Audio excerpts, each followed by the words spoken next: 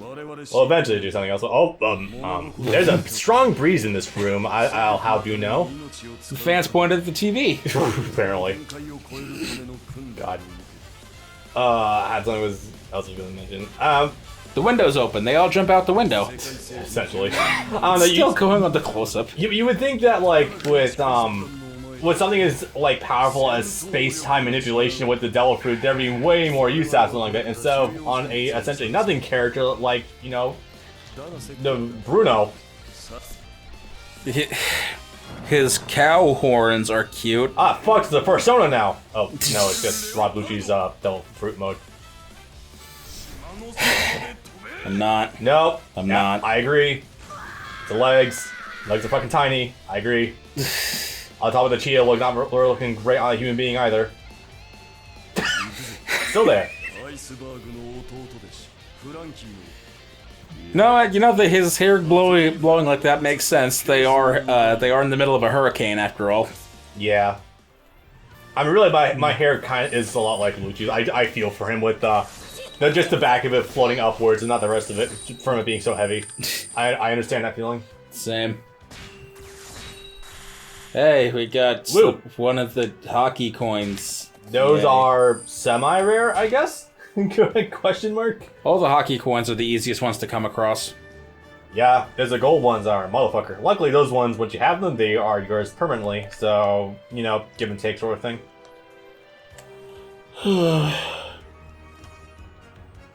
Oh, yay. Well, at least this the last at one? least the mission is short. And then at least it's the last one. Yeah. Well, last one before we actually take off to Annie's lobby, anyway. That's kind of cute.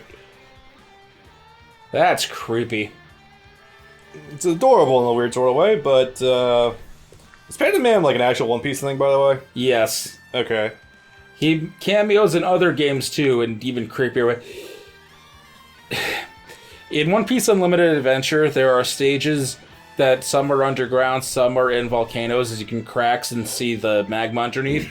There's one area where it's terrifyingly creepy, where you can look underneath the moving molten rock and see his face staring up at you in the floor. Huh. It's kind of terrifying. You said Unlimited Adventure? Holy shit. Yes. That's weird. There is a lore behind Panda Man as well. Okay. He has a rivalry with the mafia boss Tomato Man. I don't remember if that's his actual name or not, but his head is a tomato. Okay, this sounds like some weird drugged up skit you would find on some random Japanese show. Yeah, that sounds like One Piece. It kind of does, doesn't it? Also, hello, Ammo Belt on Frankie. Frankie and his bandolier of Coca-Cola. Yep. Which frankly just looks way more like preservation cans of food than anything else. Rations. Yep. Anyway, that water is really bad. Oh, it's been bad. It's been terrible so far in Look at the way it shadow folds areas. look at the way it folds like paper directly on the Mary. Yup. Anyway, even though Frankie's family just beat up Usopp yesterday, suddenly they're best friends. Admittedly, a pretty power move from Frankie for listening to Usopp's story and actually getting teary-eyed about it with his two weirdly hot sisters. I've just that's Kiwi and okay. Mozu. Yeah. I do actually like this whole scene though. Going on around here, it does kind of redeem Usopp's unreasonable breakdown earlier for the Going Merry. Even though Frankie then has a fucking suplex to Going Merry, which is the middle of shit. That's I can't complain. Iceberg theory. When the water drains, the hole opens up, and that's how Bowser got his submarine inside Peach's castle. Because the water gets drained from this area, I think. You know, I learned something funny the other day while I was playing Mario 64 on that collection. The submarine doesn't despawn, nor do the overhead red coin levers spawn in that level until after you beat Bowser. Nope. In that second one, I was like, I'm just trying to get all the stars I can before beating Bowser. Damn it! Oh yeah, that's also a trend. God, that's bad. That's also a trend that's emerged since the last time we've recorded anything, and also sort of died? Or at least gotten less popular Question mark? this month than it was a month or two ago. What would that be? Iceberg. Oh yeah, iceberg theories. Because we haven't recorded in like 4 months, and those were really popular in summer and kind of disappeared since fall. It's really more so with the fucking YouTube algorithm favoring video essay formats, and they just kind of like favor themselves for that. Ugh. I like the idea. There's a clip outerman. I like the idea and concept if it weren't for people mostly doing them on stupid things that take maybe 10 minutes or less. Yeah. If there was you know, it's funny because this is Those are nicely layered. yeah, it's ironic though because the whole iceberg theory thing, like that's an older meme from like 2012, 2013. It's a new take on an older meme meant to weed out the culture from the normies. I have this theory that memes are becoming cyclical. Oh no, Because older memes are starting to resurface again and again. Oh no, they absolutely are. It's kind of bizarre. All the memes in the last 2 or 3 years have just been modern takes on Rage comics. I think that warrants a shot for meme theory. Advice animals. Yeah. You sure you don't want to take a swig of this sake? It's actually pretty good. I'm fine. Okay.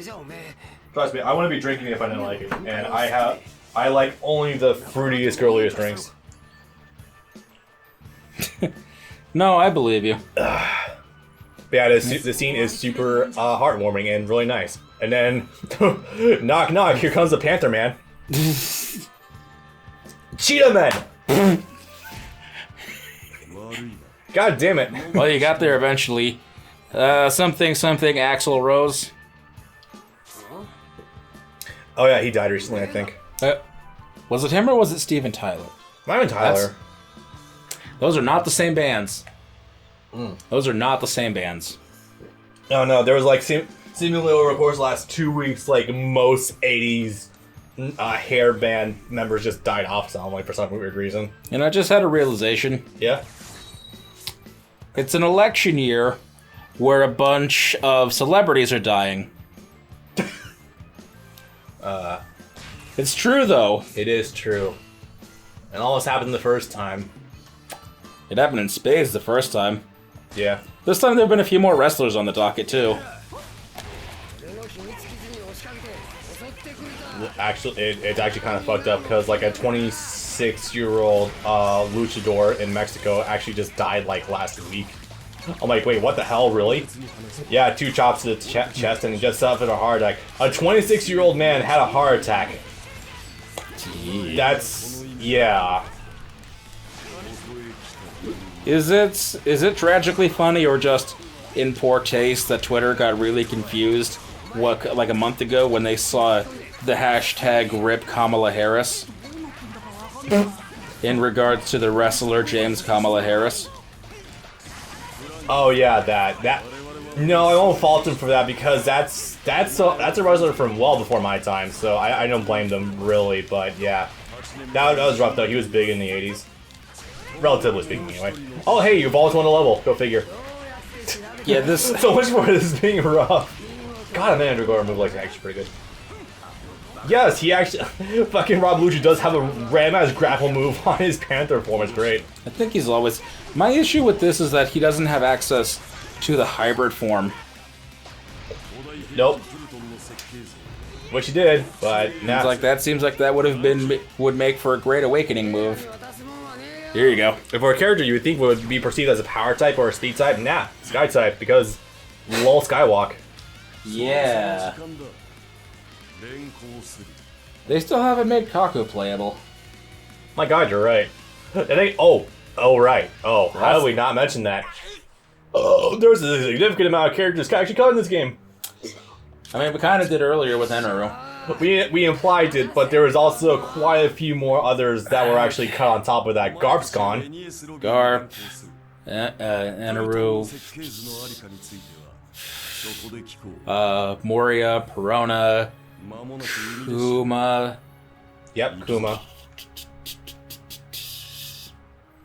There's plenty more, I know for sure. There's definitely a handful more. But those are the big ones. Enaru also being like one of the big ones, of course. Yeah. Unfortunate. Caesar Clown. Yeah, I had to play him in Pirate Warriors 3. I'll have to try that at some point. He requires a little bit of setup, but he can be a range monster. That's all I've heard, yeah. I don't think many swordsmen were cut. Shanks was brought back, funny enough. I initially thought it was kind of bad, but he's got some cool traits, so, eh. He's not as good as he used. A lot of the returning characters aren't as good as they used to be. My man Fujitora got gutted. Yeah, he lost a lot of the priority and hit stun he had before. Also, with the changing gameplay style, a lot of his attacks became a lot smaller and a lot less damaging, and he no longer has Giga Meteor, or at least not in the same vein as before. Nope.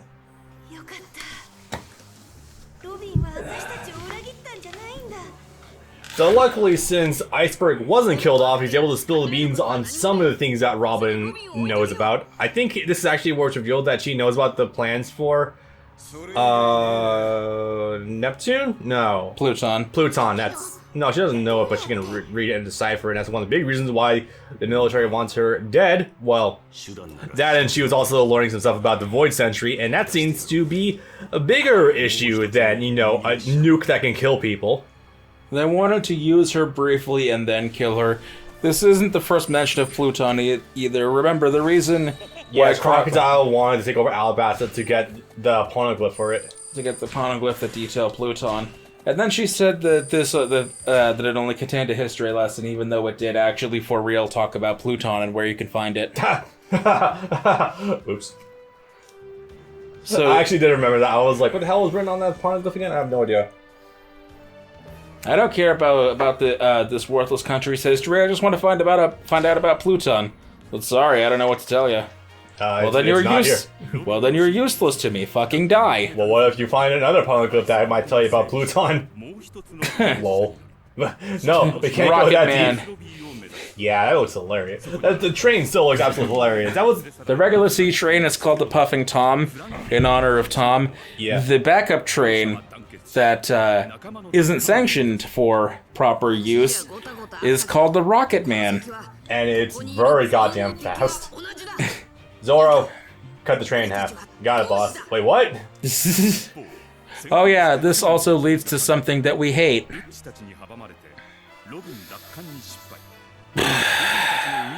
And I still do. I still do. Which part?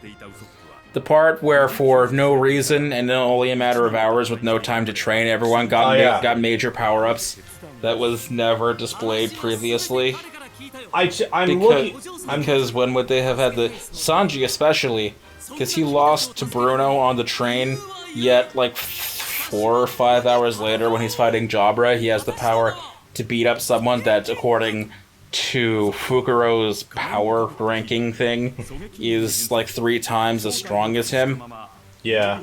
So I've been thinking about that recently, and I've been thinking like the only logical conclusion would be like it's something like Super Saiyan Blue Kaioken with Goku, where like he's been sitting on it and he hasn't used it because it's kind of still untested and a bit unstable. That's the only thing I could possibly think of, but like Luffy's able to use it Gear second without much consequence. Oh my god, we just jumped right there. Yep. But then why would you bother to hold back or not have a reason when Robin is literally in front of you and being carried away by these evil people in the middle of Water 7? See, that's where the idea does fall apart for me, because like that's the only possible justification I could possibly think of. Luffy is the only character where there's any sort of precedent, and that's in his fight with Aokiji. But again, we're never shown any amount of him. Not that we don't think he wouldn't train, he absolutely would if given the time. Yeah. But we never see it or hear about it, and if he had already had it, why wouldn't he have used it against Lucci, Kaku, and Bruno the first time? Well, I also just saw something. Now, bear in mind, follow me on this one. I think that Gear second is like the only time you really see a Devil Fruit get pushed to its limits like that without it actually awakening. Am I crazy in thinking that?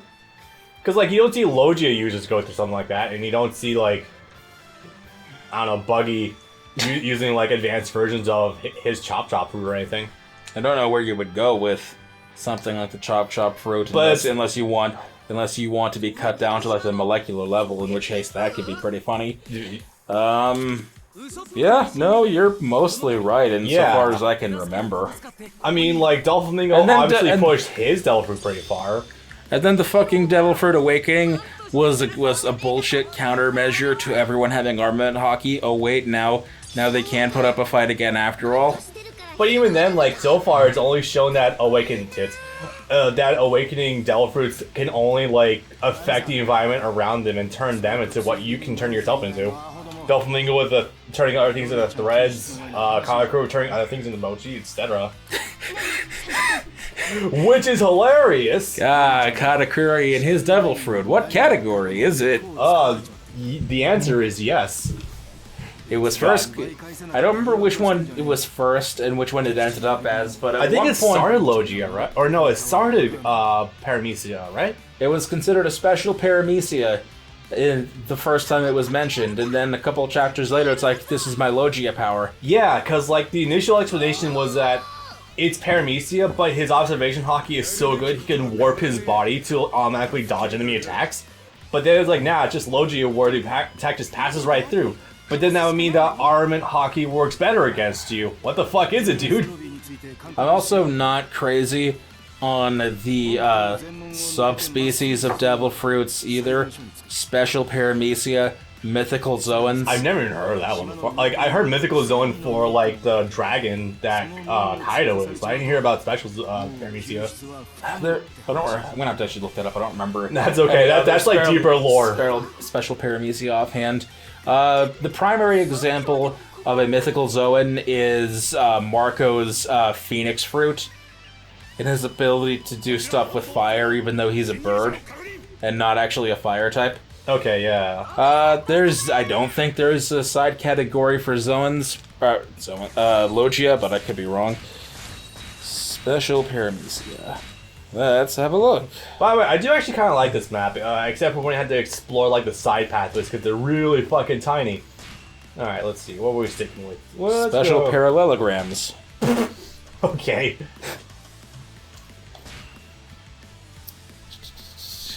All right, let's have some fun. I was thinking about using Zoro for this mission, but I also know this mission is fucking obnoxious sometimes, so I went with this one. You can still do some decent crowd clearing with Snake Man, so I went with it, but yeah, pretty much from now on, once I manage to find the move that the Raining Hell move is on Snake Man, yeah, I'll just take the Batman. Everyone's glowing in this difficulty, what the fuck? Difficulty? Yeah, look at, okay, this guy was not glowing purple before. Like, on my playthrough, normal. The only other time I've been seeing this is on Berserk when I'm playing on the highest difficulty, so, like, I have no idea what's up with that.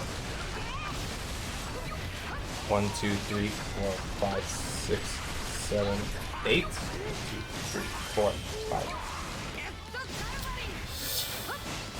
5. Other examples of a special paramecia would be the Op fruit, which I guess so? Wow, holy shit, that was a hitbox. 4,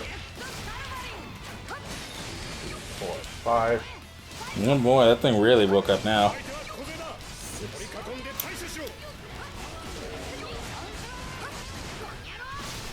Damn it, I'll find it. 1, 2, 3, 4, 5, 6. Yeah. Well, that move's pretty good still. I actually haven't really looked down his extensive move list too much yet. I might as well do that. King Cobra. Oh yeah, I guess he is registered as a speed type in this form. I completely forgot that part. I think, yes, he is. He's a speed type, even though his dash sucks. Lol. I don't know. Got me on that one.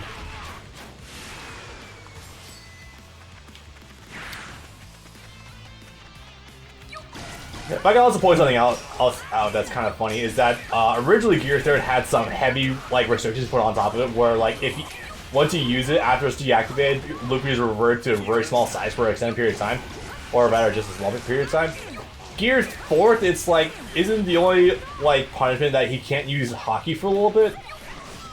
What you get for some some enemies, that's a death sentence, but that doesn't seem nearly as much of a restriction as you are fucking tiny. I don't know, maybe I'm only thinking that, but I just feel like Gear 4 just there's too much return for too little cost. The problem is that they wouldn't be able to implement the weakness of Gear 4th in any reasonable manner in a video game. The weakness of Gear 4th is that Luffy becomes literally immobile for 10 minutes. He can't move. He can't even stand up. Can't he? I thought he just couldn't use hockey or something. Nope. He is completely immobile for 10 straight minutes. When he was fighting Doflamingo after the first round of Gear 4th, he had to have some of the gladiators carry him around and run around the city of Dressrosa while he recharged. All the while the birdcage was closing in. So how the hell did he manage against Katakuri then? Because I know he used Gear 4 to battle man at least once. And it ran out. I think it's because he was eating the food that they were generating. Because that also happened the day or two before. There it is! The day or two before when he was fighting Charlotte Cracker, who his power is to spawn biscuits, and Luffy's like, well, I'm just going to keep eating all of your food then, and that's going to keep my stamina up so I don't have to recharge for 10 minutes, because I can just keep on eating the food and recharging, and that's why the battle lasted 12 hours, and why Tank Man became a thing, that disgusting monstrosity that it is. God, it's gross looking. As hilarious as it is, though. Oh, it actually does have a cutscene, nice. But yeah, no, what I just showed was his strong 7, which took some fucking time to find, because you never go 7... You usually don't go 7 layers deep into a combo string. No. Unless your name is Samurai Warriors.